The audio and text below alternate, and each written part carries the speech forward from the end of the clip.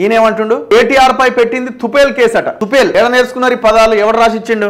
ఇలాంటి వాటికి భయపడేటోళ్ళేం కాదు హరీష్ రావు. కేటీఆర్ కడిగిన ముత్యంలా కేసు నుంచి బయటకు వస్తారు. రేవంత్ జైలుకు వెళ్లిన కేసుకు ఫార్ములా ఈ రేస్ కేసుకు పొంతన లేదని కమెంట్. కేటీఆర్ పై ఏసీబీ పెట్టింది తుపేల్ కేసు అని బీఆర్ఎస్ ఎమ్మెల్యే హరీష్ రావు అన్నారు. మరి ఆయన కూడా జైలుకు పోయింది కదా, ఆయన కూడా జైలుకు పోయే వచ్చిండు కదా. మరి మీరు పోవడానికి మీకు ఇబ్బంది ఏంటి? మీరు పోవడానికి ఆయన మిమ్మల్ని పంపిస్తామని ఎవరు అంటున్నారు? అసలు కేసు విచారణకి అటెండ్ అవుతలేరు కదా. మీరు అక్రమ కేసులు పెట్టి బెదిరిస్తున్నారు. వాటికి భయపడేటోళ్ళం కాదు. కేవలం కక్ష సాధింపులో భాగంగానే కేసు పెట్టారు. కేసు నుంచి కేటీఆర్ కడిగిన ముత్యంలో బయటకు వస్తారు.